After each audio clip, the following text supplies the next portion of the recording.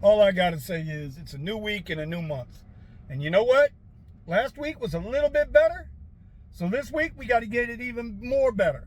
No matter what, we're going to stick to the goals. Even if we got to maneuver the plan a little bit, stick to the goals, follow through. Something I've always been accused of not doing is following through. Well, we're going to keep following through right now. It's 1:30 on a Monday afternoon. It's time to go to work. Where you at? You working? You working? Let's go.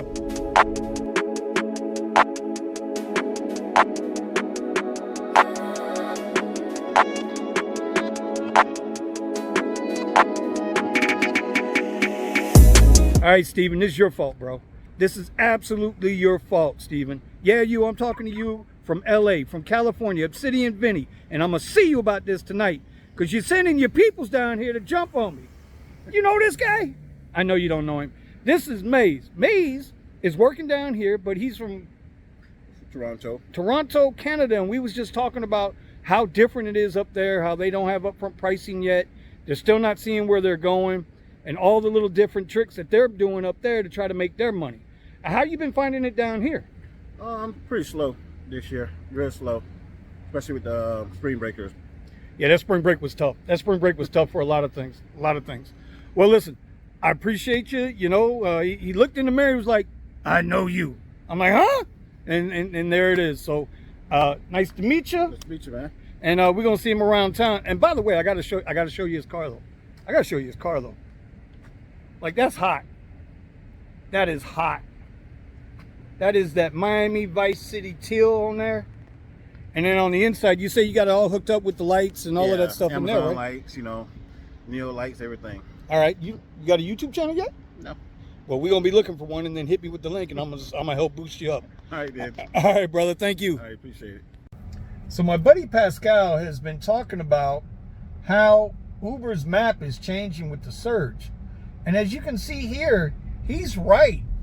We're starting to see these orange spots with no dollar amounts in them. No matter how much you open them up to zoom in, you're getting no dollar amounts in there. Now, remember, in certain markets, they started doing the hockey pucks where it would be orange, amber, then a little reddish, then more reddish, then like red hot red.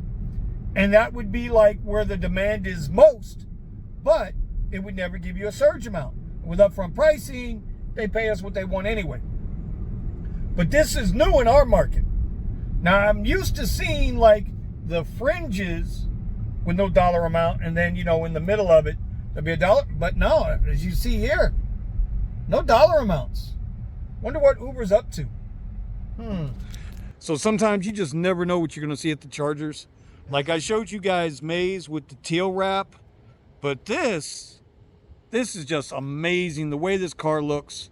He's got the PPF on it, he's got the ceramic coating on it, and you know what? Bumblebee, Chevy, eat your heart out, man, because this car is just phenomenal looking. It really is a sharp car. So yesterday really didn't turn out to be much. And yeah, I'm shooting the back half of this video today that'll come out later on this afternoon. Magic! Not. Anyway, I think I did like 5 or 6 rides for like 70 something bucks. I mean, it just was what it was, right? I did turn on X for a minute. And then they tried to send me on the world's largest nature hike for an X rate, and I just couldn't do that. There's a difference between doing short X rides and X rides that make absolutely no sense at all, especially into the abyss of traffic, of rush hour traffic, into Miami at the wrong part of the time of the day. No, I need the money. I don't need the money that bad. So anyway, but a couple things. One, I ran into my buddy Maze, and his battery pack went out. And so we were talking about that a little bit, and he showed me the cost. He was telling me the cost and all of that stuff. And, I'll show you a little example here of it. And it's interesting. He had 156,000 miles on his car. Battery pack went out. He said it started reading a low voltage or error or something to that. And so he just happened to be near a Tesla dealer in South Miami. So he went ahead and dropped it off.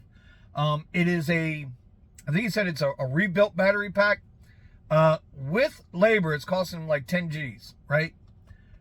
But he says, you know, he realizes that he was supercharging, you know, 3 times a day, every day. And, you know, and that takes a toll on the battery. And, you know, I got to thinking about that. You know, it'd be no different than your cell phone.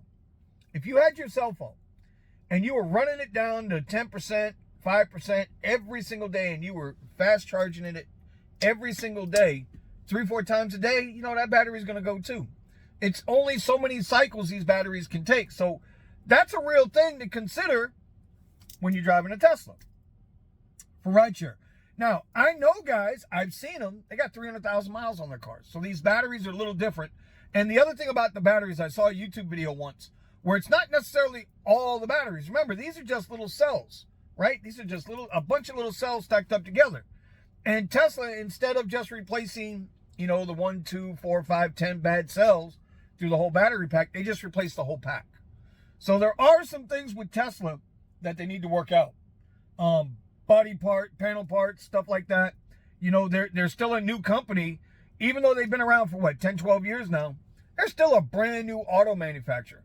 So in that respects, their secondary market isn't up to par yet, like Chevy and Ford. And well, Ford is, you know, fix and repair daily, so they had no choice but to be up to par.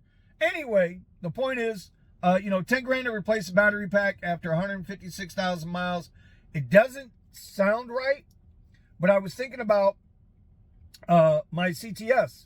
So I bought that CTS used, about 27,000 miles on it. At 80,000 miles, I remember I had to replace the entire AC system. I mean, the entire AC system. Well, not the condenser, but the compressor, the evaporator. One of the lines went bad, and it was out of warranty. And that cost me almost $2,300 to fix all that. Then there was another time at about 110,000 miles, the whole electric radiator, the whole cooling system had a problem.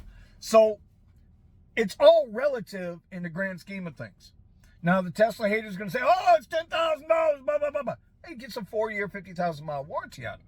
A lot of times when y'all go to a dealer to get parts replaced, it's 12 months, 10,000 miles. That's it. So there's that. Anyway, and then there was something else that we were talking about yesterday when it comes to doing these short X rides and chasing the EV bonus.